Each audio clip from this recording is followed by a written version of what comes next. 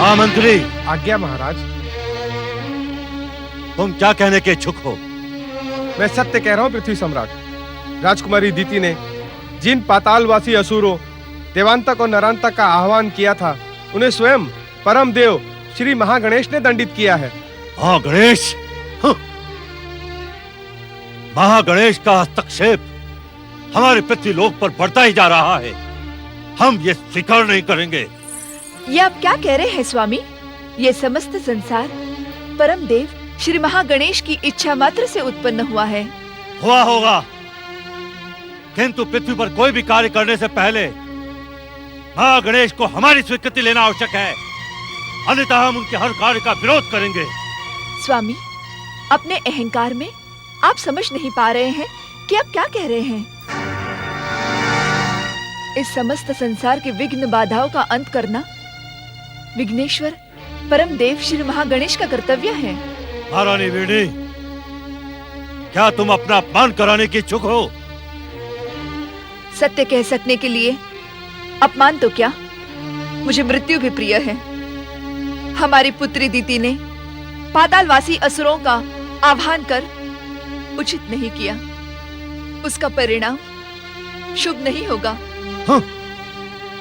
अपना अधिकार प्राप्त करने के लिए हमारी पुत्री दीति ने जो कुछ भी किया है वो उचित ही है। अधिकार? किसके विरुद्ध अधिकार? अपनी बहन अदिति के विरुद्ध। दीति और अदिति के मध्य तो भयानक संघर्ष चल रहा है। इसका दोषी वो दुष्ट कश्यप है। वो दुष्ट अपने आप को ऋषि कहलाने का इच्छुक रहता है। उसी दुष्ट के कारण हमारी महान पुत्रियों में भेदभाव चल रहा है। हम उसको कदापि क्षमा नहीं करेंगे। हम इसी समय कश्यप आश्रम की ओर प्रस्थान करेंगे। महामंत्री। आज्ञा महाराज। हमारे प्रस्थान की व्यवस्था की जाए। जो आज्ञा पृथ्वी सम्राट।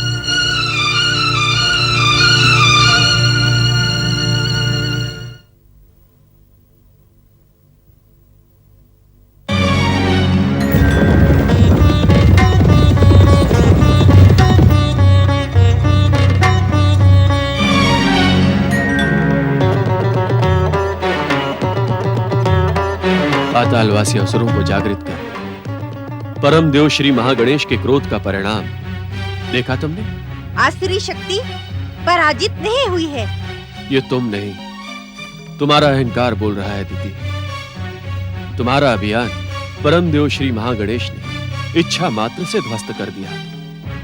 किंतु ध्वस्त होने से पूर्व ही मेरे अभियान ने इस संसार को भयानक, विध्वंसक, विस्फोटक आसुरी शक्ति का परिचय दे दिया है। किंतु लाभ क्या हुआ देवी? ये मेरा पहला प्रयास था जो कुछ सफल रहा, किंतु मेरा दूसरा प्रयास पूर्ण सफल होगा। इस संसार पर मेरी द्वारा निर्देशित आसुरी शक्ति अपना अधिकार करेगी। तब तुम जैसे पाखंडी और ढोंगियों को इस संसार में सर छुपाने का भी स्थान नहीं होगा। तुम भयंकर भूल कर रही हो दीदी। भूल तुमने की है ऋषिवर। अदिति को तेजस्वी पुत्रों की माँ बनाकर मेरा अपमान किया है, मेरी उपेक्षा की है। इसका दंड तुम्हें और इस संसार को भोगना ही पड़ेगा। प्रजापति कश्यप, मेरी पुत्री सत्य कह रही है। आपने अदिति के अतिरिक्त अपनी अन्य पत्नियों की जो उपेक्षा की है उसका दंड आपको भोगना ही होगा। दक्ष प्रजापति, आप यहाँ? हाँ प्रजापति कश्यप, मैं आपको यह बताने आया हूँ कि अपने पक्षपात पूर्ण व्यवहार के कारण आपने ऋषि कहलाने का अधिकार खो दिया है। ऋषि कहलवाने का अधिकार हमने आपकी कृपा से प्राप्त नहीं किया था दक्ष प्रजापति। आपको हमारे पारिवारिक विषय में हस्तक्षेप करने का तनिक भी अधिकार नहीं है। प्रजापति कश्यप, आप हमारे क्रोध से भलीभांति परिचित हैं। मैं आपके क्रोध से भयभीत नहीं होने वाला हूँ। आप जिस प्रकार यहाँ आए हैं उसी प्रकार यहाँ से लौट जाएं। प्रजापति कश्यप, ये संपूर्ण पृथ्वीलोक हमारी संपत्ति है। हमें श्राप देने का दुस्साहस न करें आप। यदि आप हमारी पुत्रियों के पति न होते तो अब तक आपका ये मस्तक इस भूमि पर लौट रहा होता। ये संसार मेरे आराध्य परम देव श्री महागणेश की इच्छा मात्र से उत्पन्न हुआ है। किसी की जीवन मृत्यु का अधिकार उनके पास सुरक्षित है। अरे तुम्हारी बिसात ही क्या है? यदि तुम हमारे पत्नियों के पिता न होते तो अब तक हमारा शाप तुम्हें भस्म कर चुका होता दक्ष प्रजापति।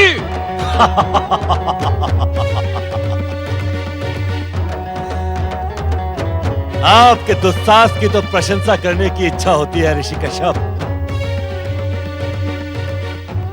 किंतु यदि तुमने दिति को महान पुत्रों की माता बनने का अवसर प्रदान न किया तो हमारे भयंकर क्रोध से संसार की कोई भी शक्ति तुम्हारी रक्षा नहीं कर सकेगी।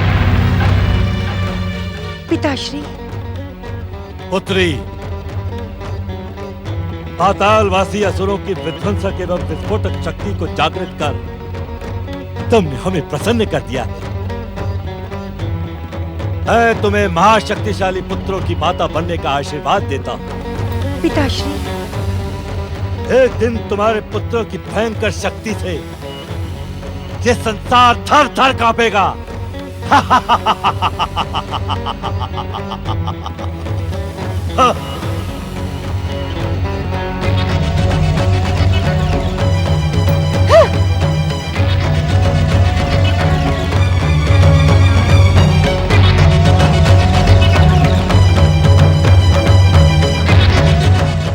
अभिमानी दक्ष का अहंकार उसकी इच्छाओं को अग्नि के समान प्रज्वलित करने लगा।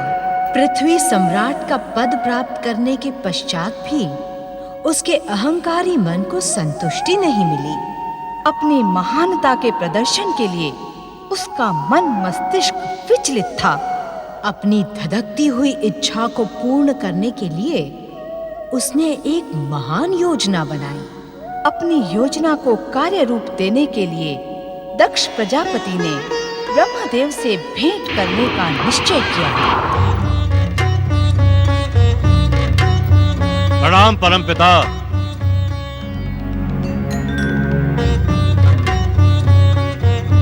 अपने इस महान पुत्र पृथ्वी के अधिपति दक्ष प्रजापति का प्रणाम स्वीकार करें परमपिता।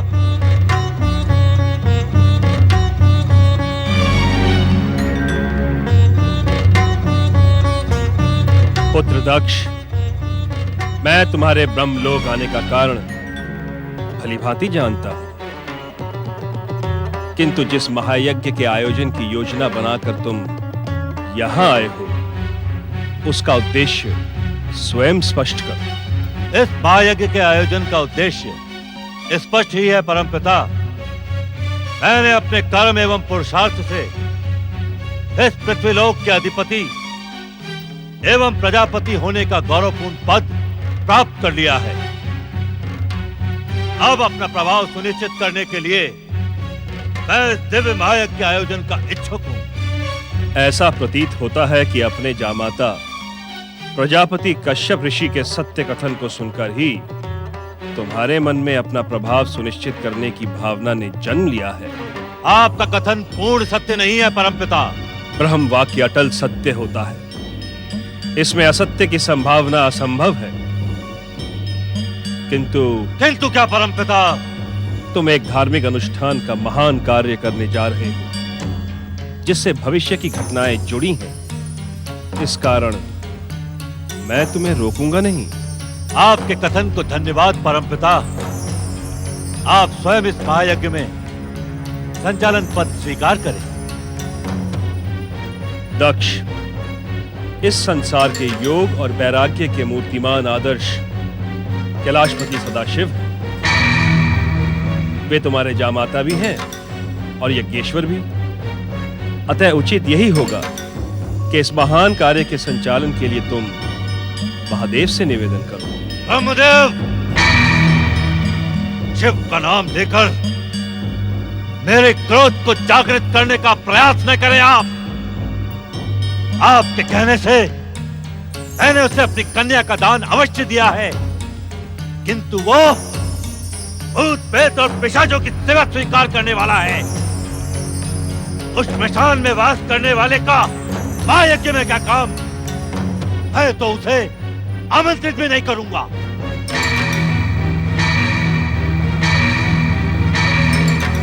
दक्ष, शिव क्रोध को जगाने का परिणाम तुम्हारा सर्वनाश हो सकता है। ऐसी भूल ना करो पुत्र। ये भूल नहीं, पृथ्वी के अधिपति दक्ष प्रजापति का अंतिम निर्णय है। शिव की अनुपस्थिति में तुम्हारे महायज्ञ का उद्देश्य ही अपूर्ण रह जाएगा पुत्र। उस उद्देश्य को आप पूर्ण करेंगे। असंभव। शिव का अपमान करने वाले के अनुष्ठान में हम उपस्थित हो ही नहीं सकते दक्ष।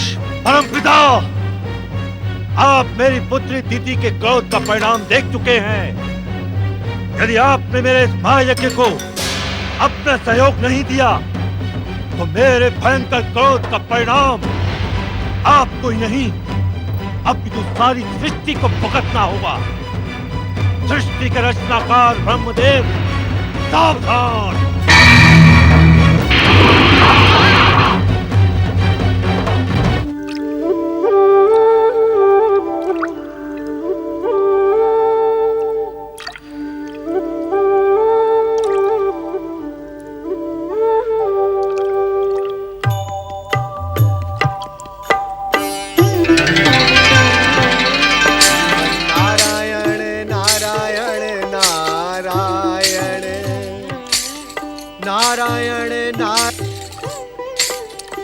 जगत पालक महाप्रभु, जगत पालक श्री हरि विष्णु को नारद का प्रणाम।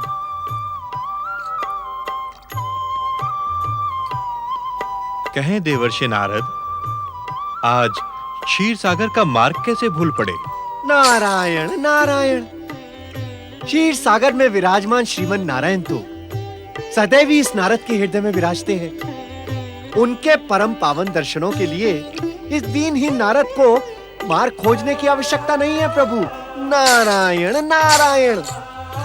भूमिका बनाने में चतुर नारद, अपने आने का उद्देश्य तो स्पष्ट करो, क्योंकि ये तो स्पष्ट है कि तुम्हारे हृदय प्रदेश में विराजने वाले नारायण से जब तुम्हारी जिज्ञासा शांत नहीं हुई होगी, तभी तुम्हें क्षीर सागर वासी नारायण का स्मरण हुआ है। प्रभु, नारायण शब्द का तो उच्चारण मात्र ही हर समस्या एवं जिज्ञासा का स्वयं समाधान है।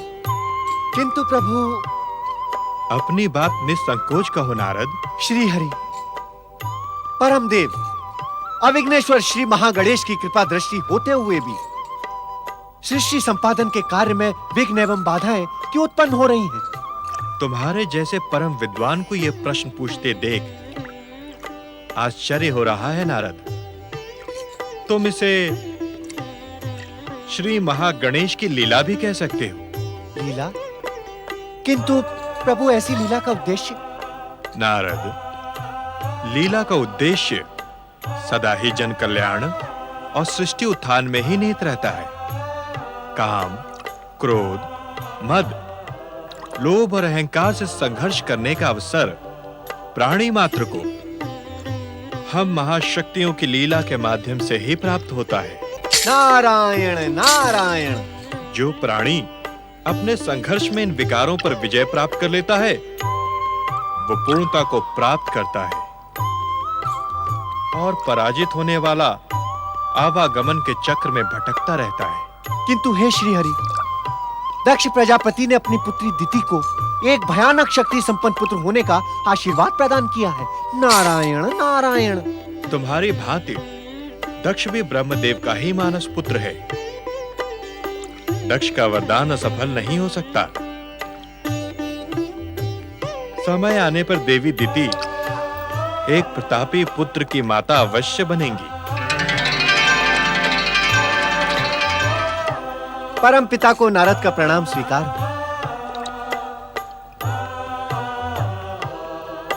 श्री हरि विष्णु को ब्रह्मा का प्रणाम। वैकुंठपति श्री हरि विष्णु, इस समय मैं दक्ष प्रजापति द्वारा आयोजित महायज्ञ योजना से उद्विग्न होकर यहां प्रकट हुआ हूं। धार्मिक अनुष्ठान के आयोजन को लेकर कैसी उद्विग्नता ब्रह्मदेव? ये तो प्रशंसनीय कार्य है। उद्विग्नता आयोजन को लेकर नहीं है श्री हरि, दक्ष के स्वभाव को लेकर है। जिस संकल्प को साध कर वो महायज्ञ का आयोजन करने का इच्छुक है, वो अनुचित है। इसी कारण हमें इस महायज्ञ में उपस्थित होना होगा, जिससे दक्ष की अनैतिकता को स्वयं वश में रख सकें।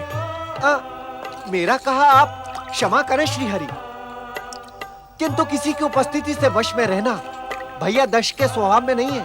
नारायण नारायण। हम दक्ष प्रजापति के स्वभाव से अनभिज्ञ नहीं है नारद।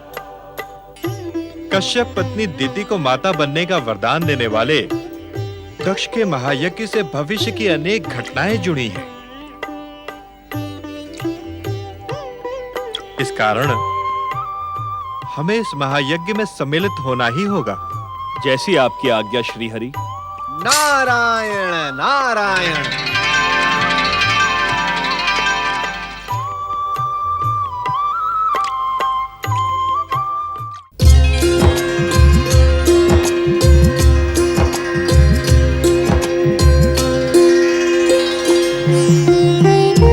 तुम्हारी सेवा भावना से हम अति प्रसन्न हैं।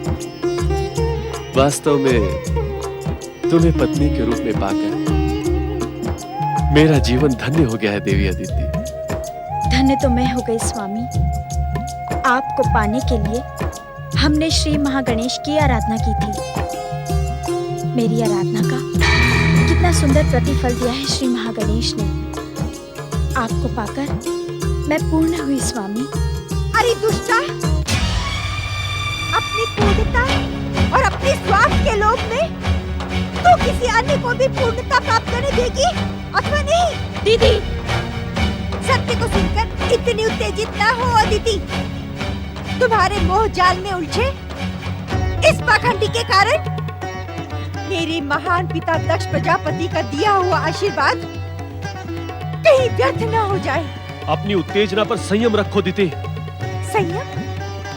संयम रखने वाला स्वभाव नहीं है मेरा। तुम्हें उस परंपरा का ज्ञान करवाया जा चुका है ना, कि जब प्रथम पत्नी अपने पति के समीप हो तब द्वितीय व अन्य पत्नियां वह स्थान छोड़ दिया करती हैं। इतनी अहंकारी और क्रूर ना बनो दीदी। तुमने अभी मेरी क्रूरता देखी कहाँ है? तुम इसी व्यवहार के योग्य हो। जाओ, निकल जाओ यहाँ से। तुम्हारे इस अनुचित व्यवहार को मैं कदापि क्षमा नहीं कर सकता दिति। मैं आपके क्षमा दान की आकांक्षी भी नहीं हूँ।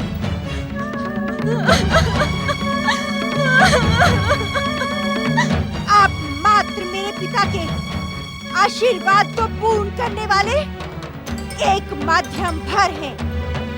आपको इसी समय मेरे पिता के आशीर्वाद को सत्य करना होगा।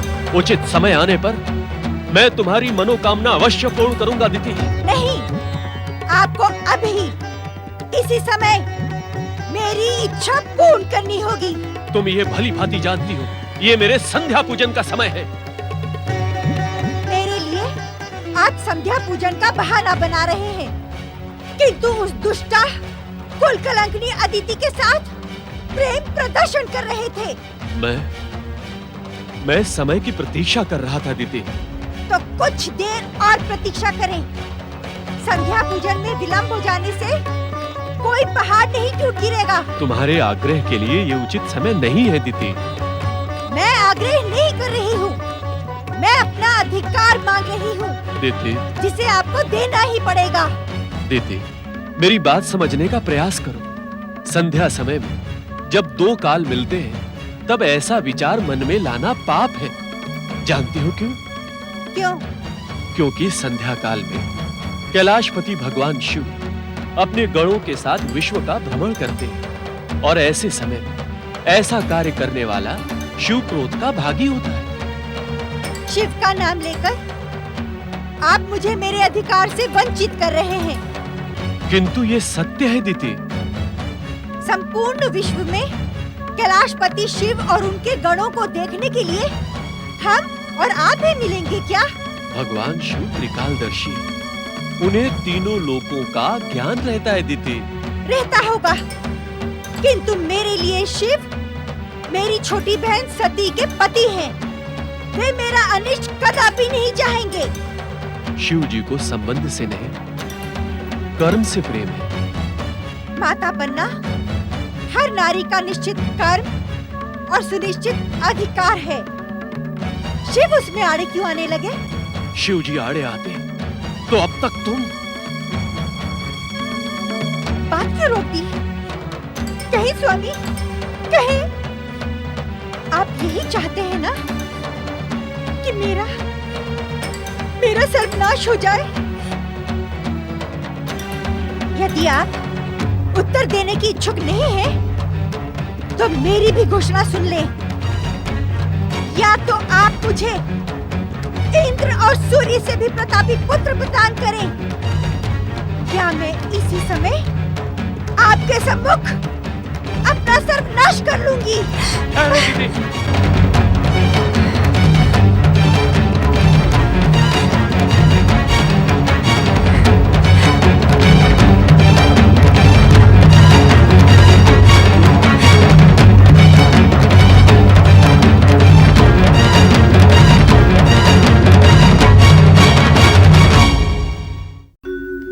मैं सत्कर्म का प्रमाण देने वाली भक्ति हूँ। मैं मानव को सत्कर्मी बनाने वाली पूजा हूँ। असुर ब्रह्मदेव एवं श्री हरि विष्णु ने इस यज्ञ में दक्ष की अनैतिकता को रोकने के कारण उपस्थित होना आवश्यक समझा। दक्ष पुत्री दिति ने अपने पति कश्यप को अनुचित समय पर बाध्य किया कि वे उसे माता बनने का सौभाग्य प्रदान करें। दूसरी ओर आज माता सती माता बनने का सम्मान प्राप्त करने की इच्छा के लिए विचार मग्न है।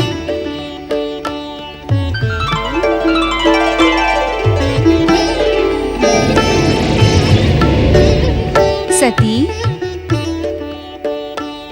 शक्ति, तुम इस समय तुमसे मिलने का उचित समय यही है शिव संगिनी शक्ति स्वरूपा सती। कारण कि तुम्हारे पति तो गणों के साथ विश्व भ्रमण पर गए हैं। क्यों प्रकट हुई हो तुम? इस प्रश्न का उत्तर तुमसे अज्ञात नहीं सती। शक्ति स्वरूपा सती को निराशा शोभा नहीं देती। इस निराशा का कारण तुम भली भांति जानती हो। श्री महागणेश की इच्छा अनुसार तुम अगले मानवीय जन्म में ही उनकी माता बनने का गौरवपूर्ण सम्मान प्राप्त कर सकोगी। तो अब इस जीवन का शेष उद्देश्य क्या रह गया है? शिव संगिनी सती, क्या तुम्हें इस प्रश्न का उत्तर ज्ञात नहीं? जानकर भी जानने की इच्छुक नहीं हूँ। जानना तो होगा ही सती, क्योंकि तुम्हारा ये प्रश्न शीघ्र ही उत्तर के रूप में तुम्हारे सन्मुख प्रकट होने वाला है।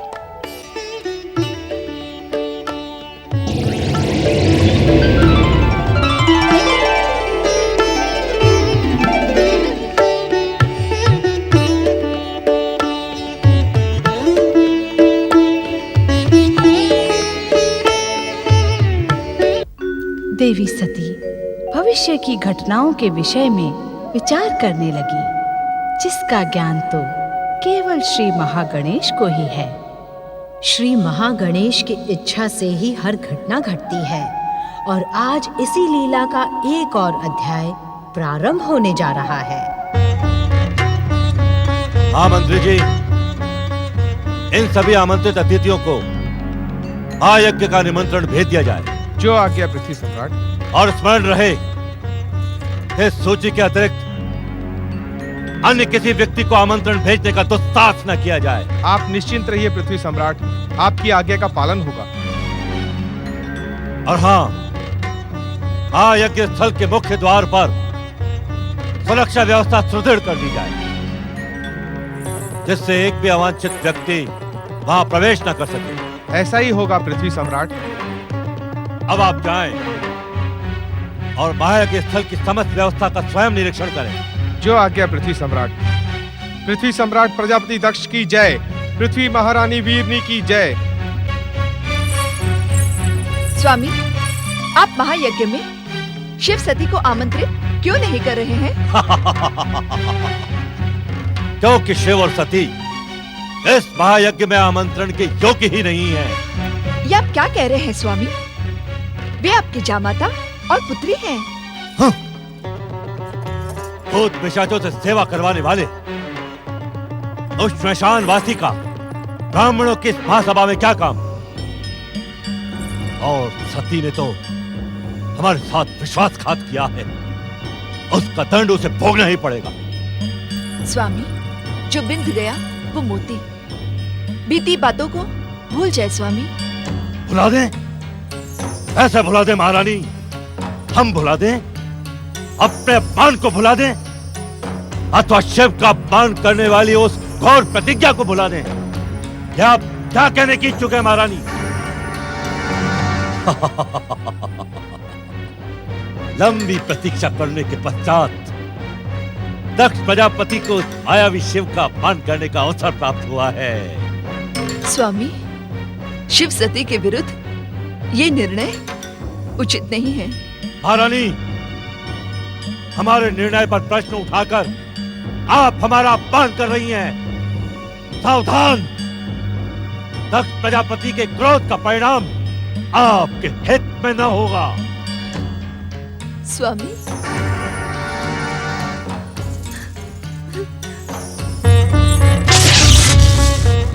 नारायण नारायण। प्रणाम भैया दक्ष, प्रणाम।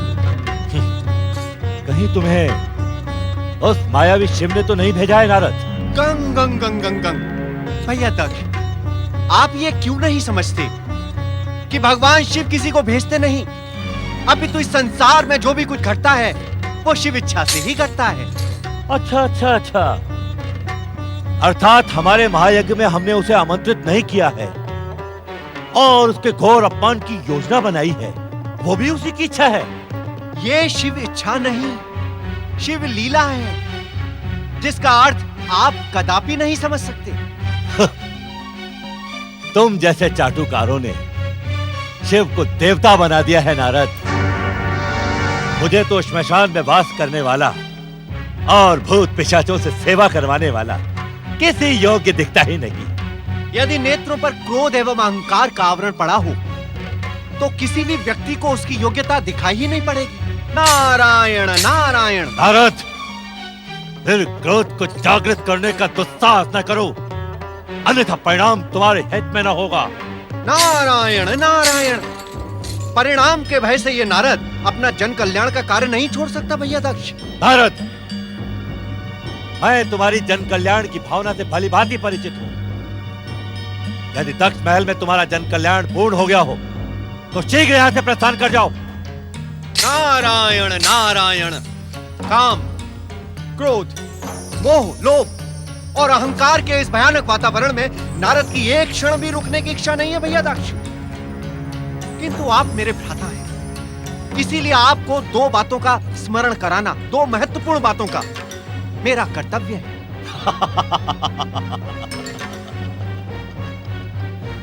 तुम्हारा व्यक्तित्व भी बड़ा मझोला है नारद, जो अपने अपमान की चिंता किए बिना हमसे दक्ष महल में प्रार्थना करने आ गए।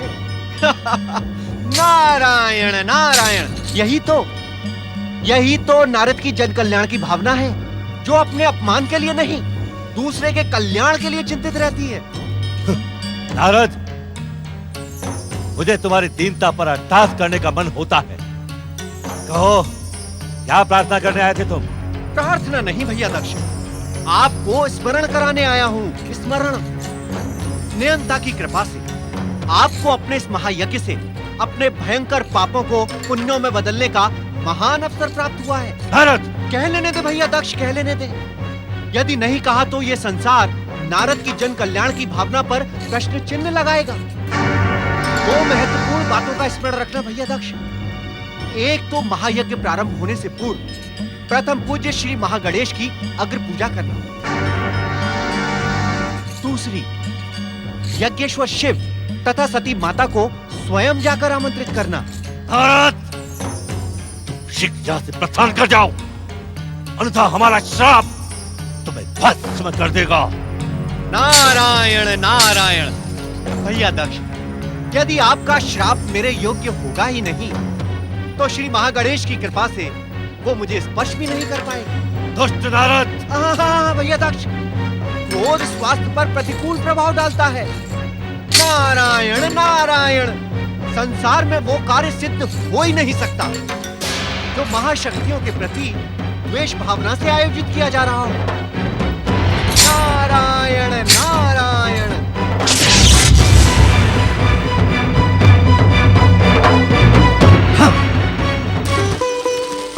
ओम महागणेशाय नमः स्वाहा। ओम महागणेशाय नमः स्वाहा। ओम महागणेशाय नमः स्वाहा। ओम महागणेशाय नमः स्वाहा। स्वामी, मेरी बात सुनिए स्वामी। आज मैं अत्यंत प्रसन्न हूँ।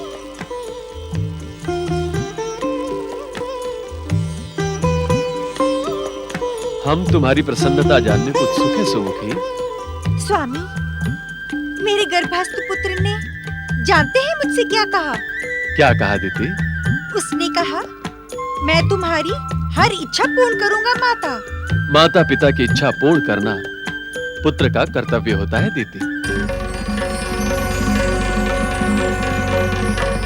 पिता नहीं, मात्र माता। मेरा पुत्र मात्र मेरा है। मेरी हक के ही कारण आप उसे जीवन देने को विवश हो गए। प्रिय, इस अवस्था में गर्भस्थ पुत्र पर माता की सोच का सीधा प्रभाव पड़ता है। मैं आपसे परामर्श प्राप्त करने नहीं, अपनी प्रसन्नता बांटने आई थी। दक्ष प्रजापति की पुत्री दिति को किसी भी ज्ञान या परामर्श की आवश्यकता नहीं है। मेरा आपसे अपनी प्रसन्नता बांटना ही अनुचित था। नारायण नारायण नारायण। श्रीमन नारायण नारायण नारायण। नारायण नारायण। परम देव श्री महागणेश की जय। जय। देवर्षि नारद प्रणाम। कश्यप आश्रम में आपका स्वागत है देवर्षि। पधारें। सावधान ऋषिवर, सावधान। सदा प्रसन्न तथा आनंदित रहने वाले देवर्षि नारद, आज आप किस मुद्रा में हैं? ऋषिवर, आज मैं आपको पृथ्वी लोक की भावी घटनाओं से सावधान करने ही आया हूँ। पृथ्वी लोक की भावी घटनाओं से? मैं कुछ समझा नहीं देवर्षि। ऋषिवर, क्या आपने दक्ष प्रजापति के महायज्ञ का समाचार नहीं सुना? हमने सुना तो अवश्य है देवर्षि कि दक्ष प्रजापति परम पिता ब्रह्मा जी के नेतृत्व में एक महायज्ञ का आयोजन कर रहे हैं। नारायण नारायण। अब आप इससे आगे की कथा मुझसे सुनिए। आगे की कथा? मैं कुछ समझा नहीं देवर्षि। ना ना ना ना ना। भैया दक्ष के स्वभाव को जानने वाला उनकी कथाओं को लेकर चकित नहीं होता ऋषिवर। नारायण नारायण। पहेलियों की भाषा का प्रयोग करके बात का बतंगड़ न बनाए देवर्षि। जो कुछ भी कहना है स्पष्ट कहें। स्पष्ट? स्पष्ट कहूं देवी? कह दूं ऋषिवर? तो स्पष्ट सुने देवी कि बात का बतंगड़ तो अब बनने वाला है। आपके पिता दक्ष प्रजापति ने परम देव श्री महागणेश की अग्र पूजा न करने का एवं यज्ञेश्वर शिव तथा सती को नामंत्रित करने का निर्णय ले लिया। नारायण नारायण। गंग गंग गंग। ये अहंकार दक्ष प्रजापति का पीछा कब छोड़ेगा देवर्षि? अहंकारी कहकर आप मेरे पिता का अपमान कर रहे हैं स्वामी। नारायण नारायण। देवी दिति, जो स्वयं परम देव श्री महागणेश का एवं यज्ञेश्वर शिव जैसी महाशक्ति का अपमान करने का इच्छुक हो, हम उसका अपमान क्या करेंगे? उसका तो संसार अपमान करेगा। नारायण नारायण। देवर्षि, मेरे पिता का अपमान करने वाला अभी जन्मा ही नहीं है। देवर्षि नारद अदृश्य हो चुके हैं दीदी।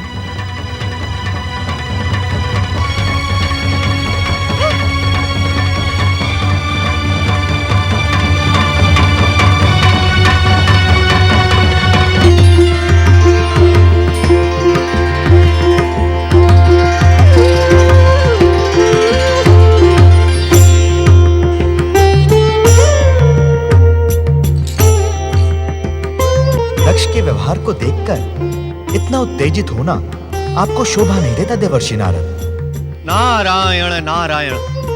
हे परमदेव श्री महागणेश, मैं दक्ष के व्यवहार को देखकर उत्तेजित ही नहीं, व्यथित भी।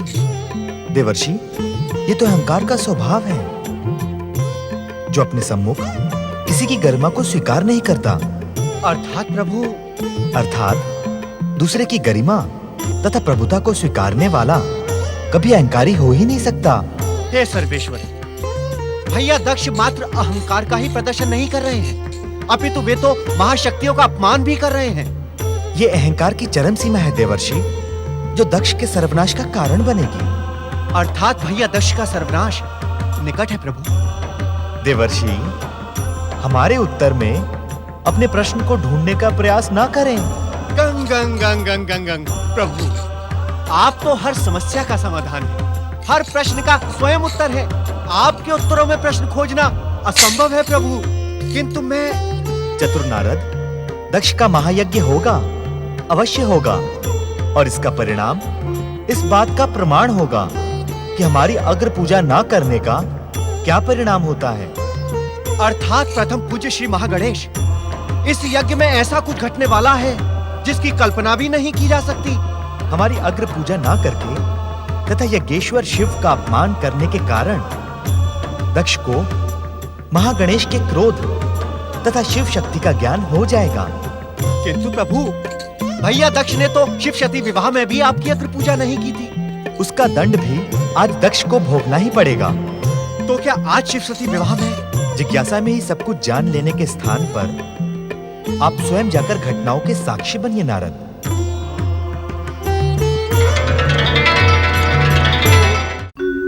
मैं तुम्हारी आराधना के स्वर श्री महागणेश तक पहुंचाने वाली भक्ति हूँ। मैं तुम्हारी आराधना को स्वर प्रदान करने वाली पूजा हूँ। अहंकारी दक्ष ने अपनी सर्वोच्चता सिद्ध करने के लिए महायज्ञ का आयोजन किया, किंतु शिव सती को अयोग्य मानते हुए आमंत्रित नहीं किया। कश्यप ऋषि ने दक्ष के निर्णय को भोलेनाथ और श्री महागणेश का अपमान बताया। शिवाज्ञा प्राप्त करके पृथ्वी अधिपति प्रजापति दक्ष, मैं आपका कुल पुरोहित भृगु आपसे इस महान महायज्ञ को प्रारंभ करने की अनुमति मांगता हूँ। यदि मुहूर्त का समय अनुकूल हो तो महायज्ञ आरंभ किया जाए। ओम गम गणपतये नमः। ओम गम गण। आप हमारी आज्ञा के बिना हाँ गणेश का आह्वान क्यों कर रहे हैं?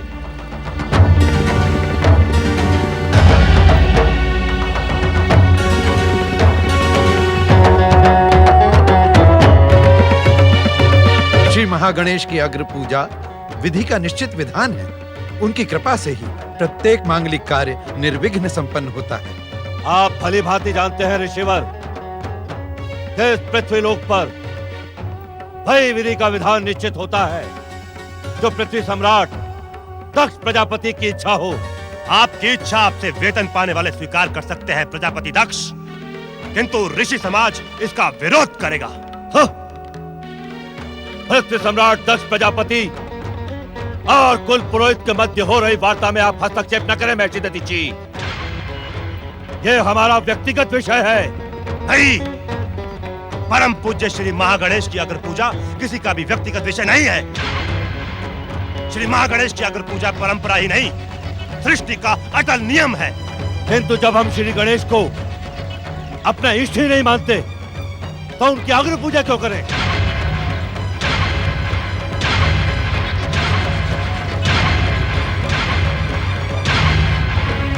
क्योंकि श्री महागणेश की अग्र पूजा किए बिना आपका महायज्ञ सफल हो ही नहीं सकता। श्री महागणेश को प्रसन्न किए बिना आप अपने इष्ट देव को प्रसन्न कर ही नहीं सकते।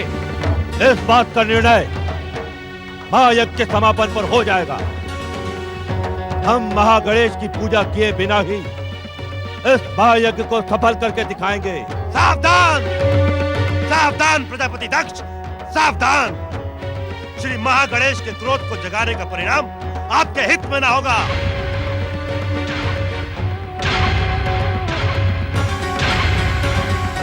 महर्षि दधीचि, अगर प्रजापति दक्ष श्री महागणेश को अपना इष्ट नहीं मानते, तो हम किसी अन्य महाशक्ति की अग्र पूजा करके महायज्ञ का प्रारंभ कर सकते हैं। इसमें तो आपको कोई आपत्ति नहीं होगी महर्षि दधीचि, क्योंकि इस महायज्ञ का प्रयोजन प्रजापति दक्ष पृथ्वी लोक पर अपना प्रभाव सुनिश्चित करने के लिए कर रहे हैं। महायज्ञ अथवा धार्मिक अनुष्ठान का व्यय उठाने के कारण धर्म का परम पावन कार्य किसी की व्यक्तिगत संपत्ति नहीं हो सकता। धर्म की गरिमा को धूमिल करने का दुस्साहस ना करें आप लोग। महर्षि दधीचि, हम तो परमदेव श्री महागणेश के स्थान पर यज्ञेश्वर शिव की अग्र पूजा करते हैं। ये तो अनुचित नहीं है। क्या आप सबकी बुद्धि को क्या हो गया ऋषियों? उस श्मशान में वास करने वाले और भूत पिशाचों से सेवा कराने वाले शिव का इस महायज्ञ में क्या काम? उस शिव के कर्मों को देखकर तो ब्राह्मण, क्षत्रिय, वैश्य और शूद्र चारों वर्णों से बहिष्कृत कर देना चाहिए।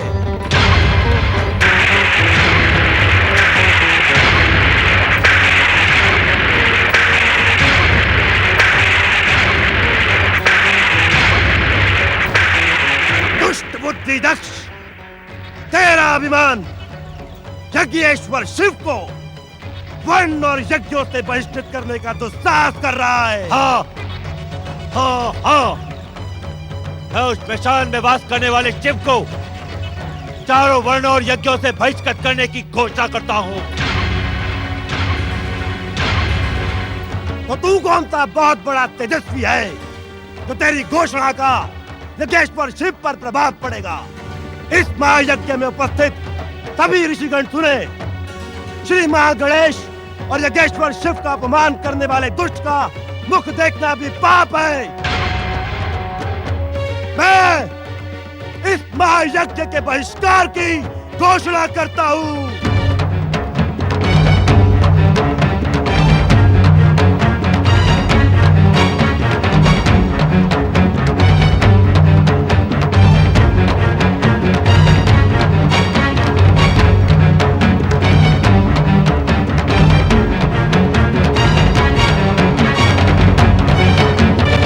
दधीचि, आपके बहिष्कार के पश्चात भी मेरे यजमान प्रजापति दक्ष का ये महायज्ञ अवश्य पूर्ण होगा।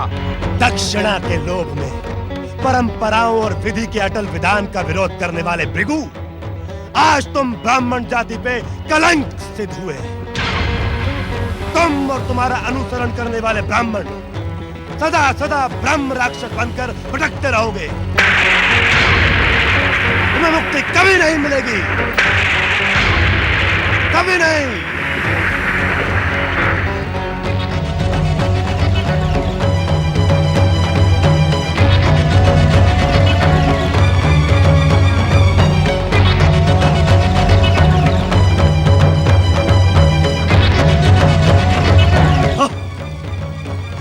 यदि ये पृथ्वी सम्राट दक्ष प्रजापति का यज्ञ स्थल न होता तो अब तक के हद बुद्धि दधीचि यमलोक पहुंच गया होता।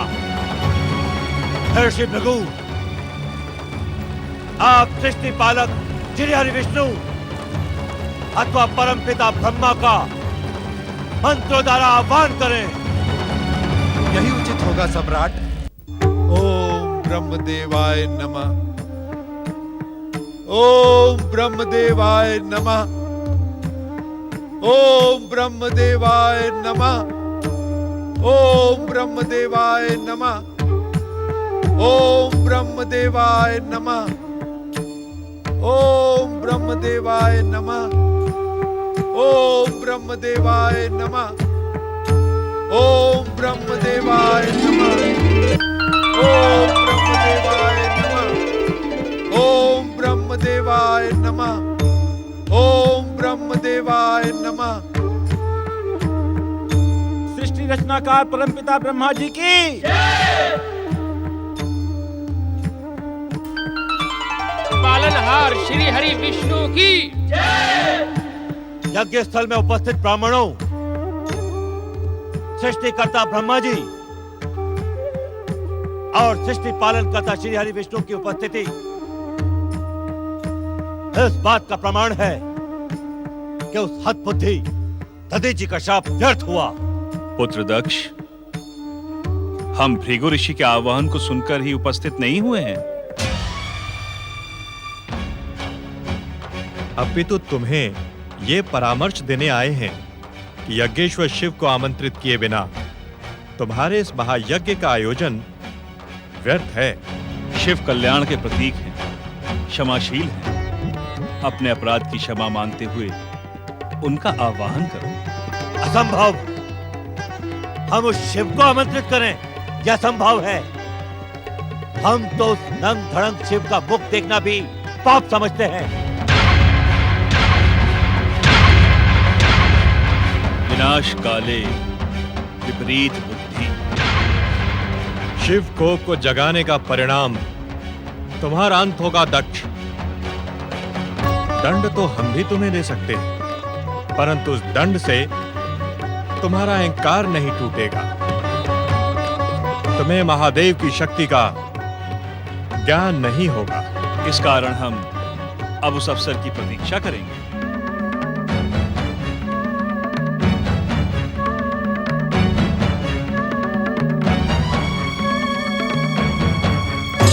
ओम नमः शिवाय। ओम नमः शिवाय। ओम नमः शिवाय। ओम नमः शिवाय। ओम नमः शिवाय। ओम नमः शिवाय। ओम नमः शिवाय। ओम नमः शिवाय। ओम नमः शिवाय। ओम नमः शिवाय। अपने ध्यान को विराम दे स्वामी, अपनी आंखें खोले स्वामी, जागे स्वामी।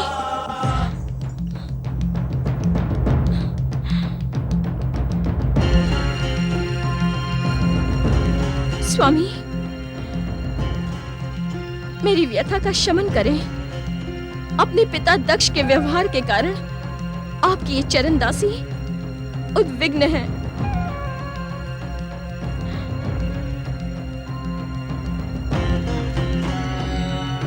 जागे स्वामी, अपनी आंखें खोलें स्वामी, अपने ध्यान को विराम दें स्वामी।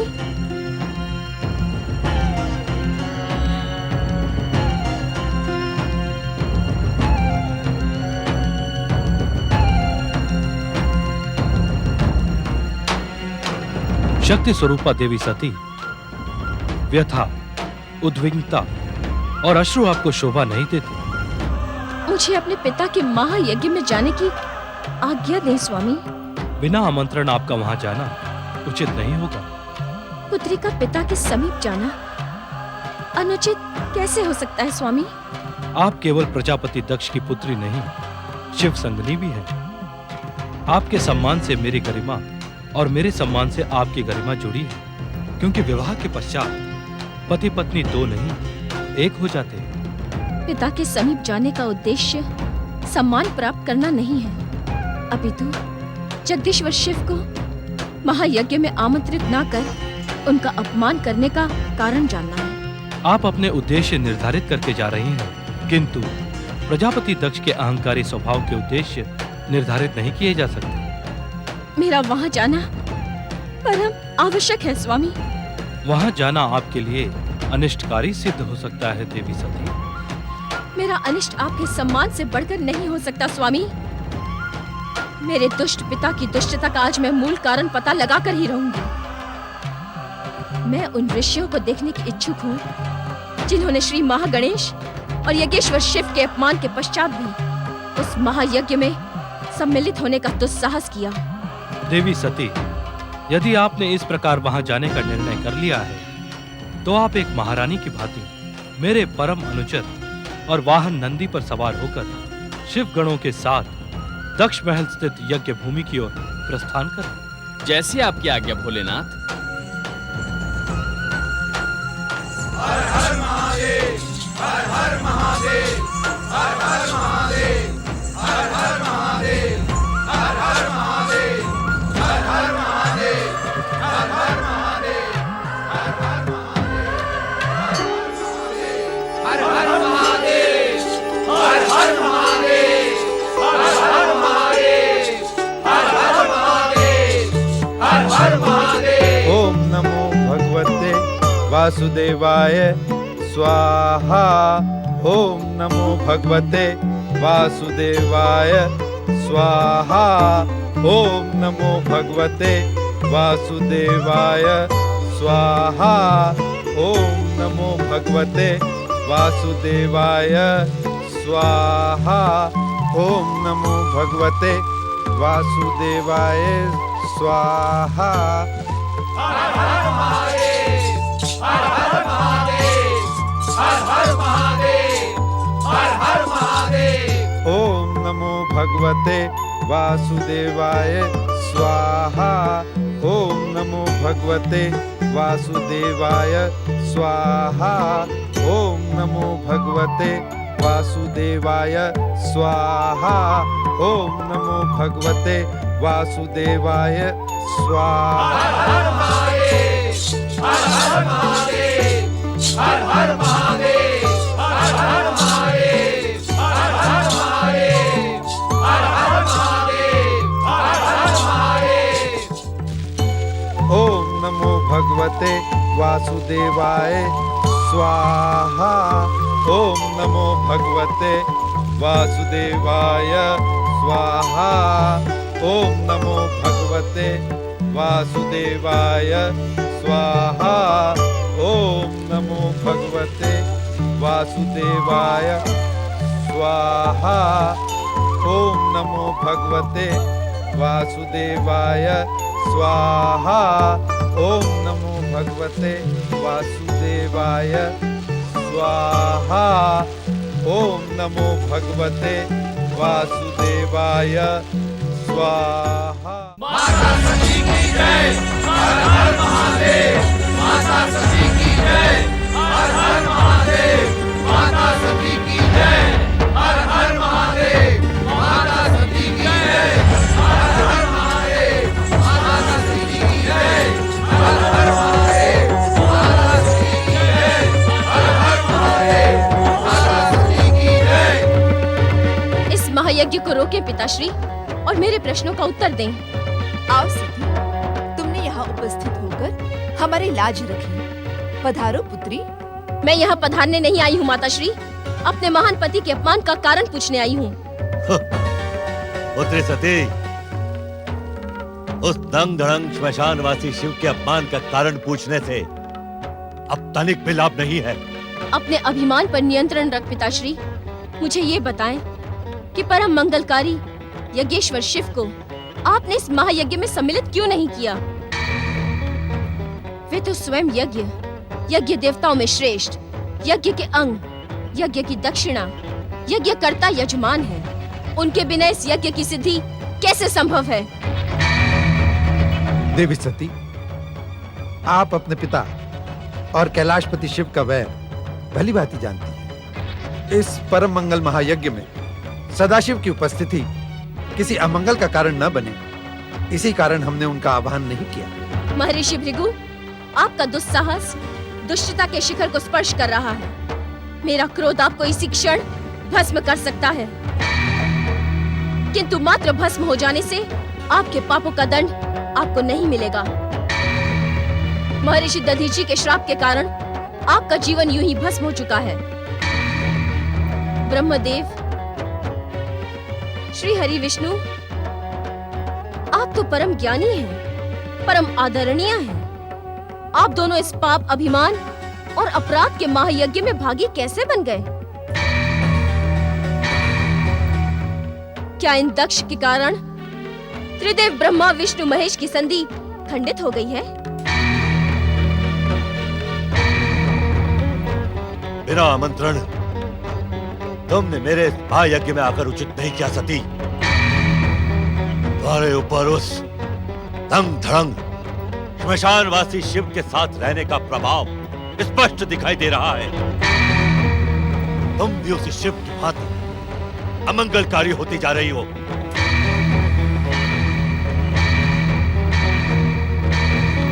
प्रजापति दक्ष, भगवान शिव की निंदा करने के कारण भविष्य में तुम्हें पश्चाताप होगा। इस जीवन में भयंकर दुख भोगकर अंत में तुम्हें भयानक यातनाएं भोगनी पड़ेंगी। तुम्हारे यहाँ आने का उद्देश्य मात्र इतना ही है ना कि मैं तुमसे भयभीत होकर अथवा पुत्री के मोह में पड़कर भूत पिशाचों से सेवा करवाने वाले, नर मुंडों की माला पहनने वाले कुरूप वेशधारी उस श्मशानवासी शिव को आमंत्रित करूं?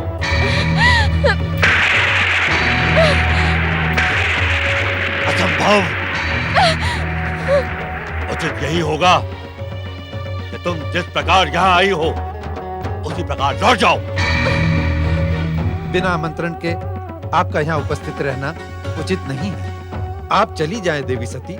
महादुष्ट ब्राह्मण, तू हमारे स्वामी के अपमान का सूत्रधार बन रहा है। क्या हम तुझे शाप देते हैं कि तुझ जैसे ब्राह्मण कर्म फल के प्रशंसक और दक्षिणा के लोभी बनकर वेद तत्व ज्ञान से शून्य हो जाए, क्रोध, लोभ और मद से युक्त होकर निर्लज्ज भिक्षुक बन जाए।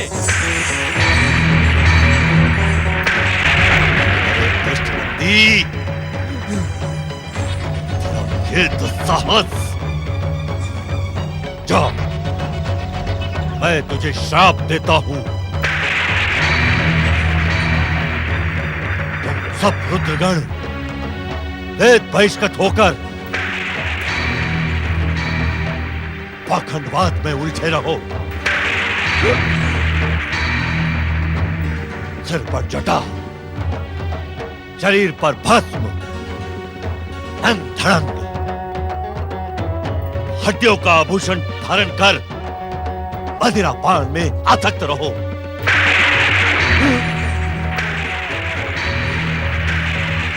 महामूर्ख दक्ष, क्या तू रुद्रगणों की भक्ति और शक्ति को नहीं जानता? भक्ति की शक्ति के कारण इन पर संसार के किसी ताप शाप का कोई प्रभाव नहीं पड़ेगा। तू मेरा पिता है।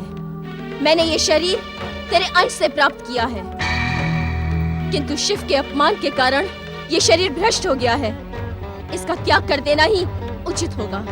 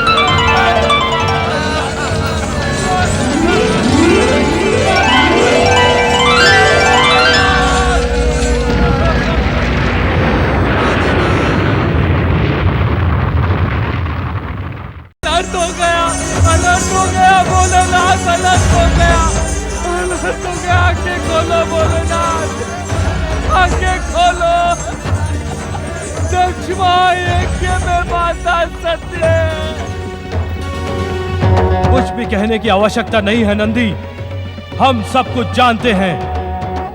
वीरभद्र!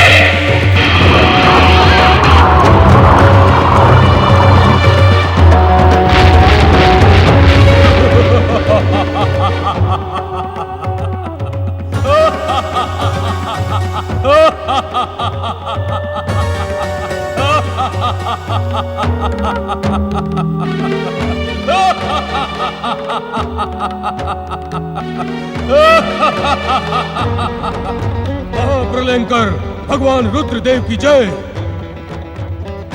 मेरे लिए क्या आज्ञा है प्रभु? कहिए तो एक पल में समुद्रों को जल विहीन कर दूं, पर्वतों को चकनाचूर कर दूं, क्षण में ऋषि मुनि देवताओं तथा संसार को भस्म कर दूं। आज्ञा दीजिए प्रभु, आपकी आज्ञा पाने के लिए मेरा दाहिना अंग फड़क रहा है। मेरे लिए कौन सा असंभव कार्य है? आज्ञा दे प्रभु, आज्ञा दे। महाकाय वीरभद्र, तुम इसी क्षण जाकर ब्रह्मदेव के पुत्र दक्ष के महायज्ञ का विध्वंस करो। जो आज्ञा प्रभु।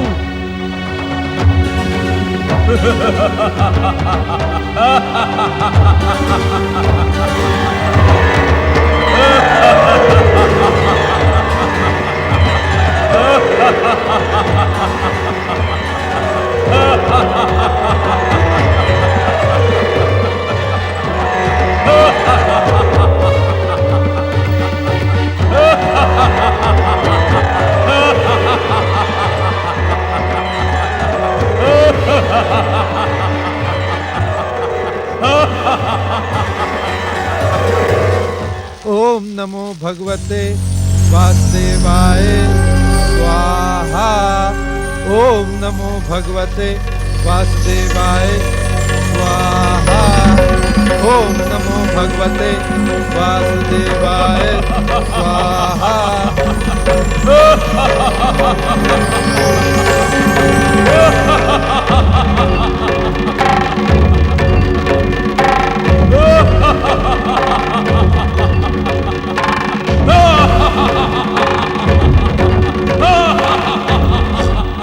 ये कौन?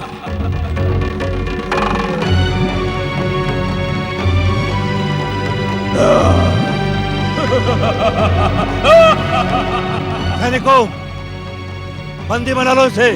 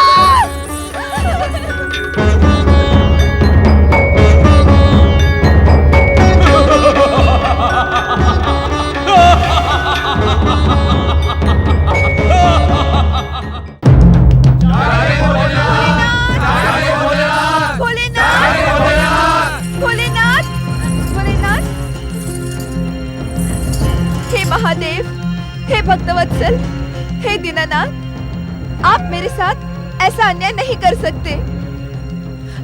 आप भोलेनाथ हैं, क्षमाशील हैं। मुझे निराश न करे शिव शंकर।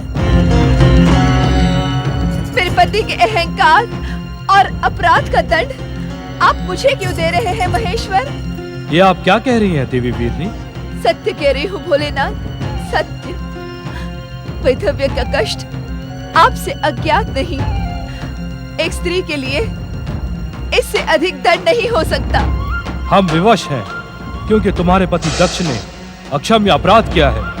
उस घोर अपराध का दंड मैं क्यों भोगूं प्रभु? आप महान शिव भक्त, शिव पार्षद वीरभद्र से कहें कि वो मुझे भी मृत्यु दंड दे। यह संभव है देवी वीरनी। तो मैं क्या करूं भोलेनाथ? स्वामी के बिना मेरा जीवन मृत्यु से भी निम्न है। मुझे स्वयं मृत्यु स्वीकार करने की इच्छा है। आप वीरभद्र को आदेश दें। समय से पूर्व हम किसी के अंत का आदेश नहीं दे सकते। तो आप मेरे पति के अपराधों को क्षमा कर उन्हें पुनर्जीवित करें। ये आपकी भक्तिनी वीरनी की प्रार्थना और सती के माँ का आदेश भी है। आप हमारी पूज्य हैं देवी वीरनी। आपके तर्क न्याय सम्मत हैं। हम आपकी आज्ञा की अवहेलना नहीं करेंगे।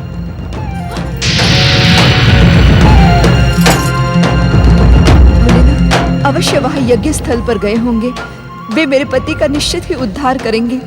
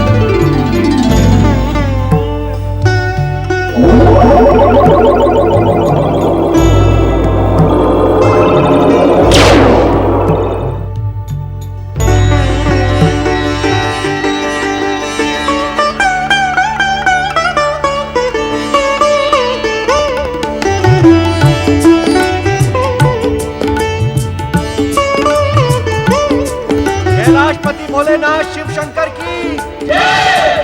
त्रिलोकपति शिव शंकर की जय। प्रजापति दक्ष, आपका ये अजामुख स्वरूप आपके अहंकार का परिणाम है।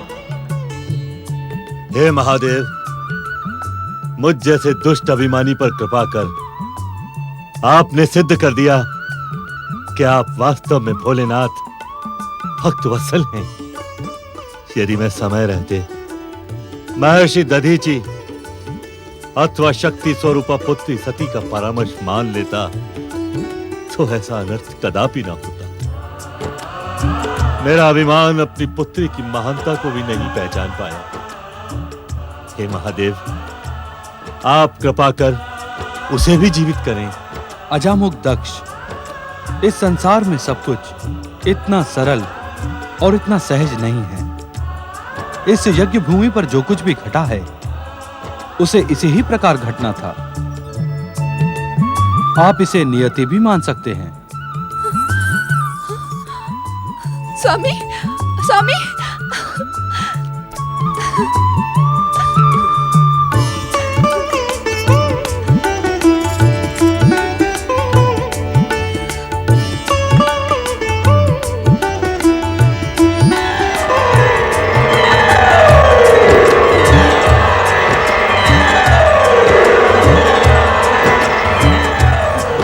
स्वामी, महादेव वास्तव में भोलेनाथ है, भक्त वत्सल है। भक्त वत्सल भोलेनाथ ने दक्ष प्रजापति पर कृपा करते हुए उसे अजामुख बनाकर जीवन प्रदान किया। देवी सती का देह त्याग भोलेनाथ के लिए अपार दुख का कारण तो था, किंतु स्वयं के दुख को भुलाकर संसार का कल्याण करना ही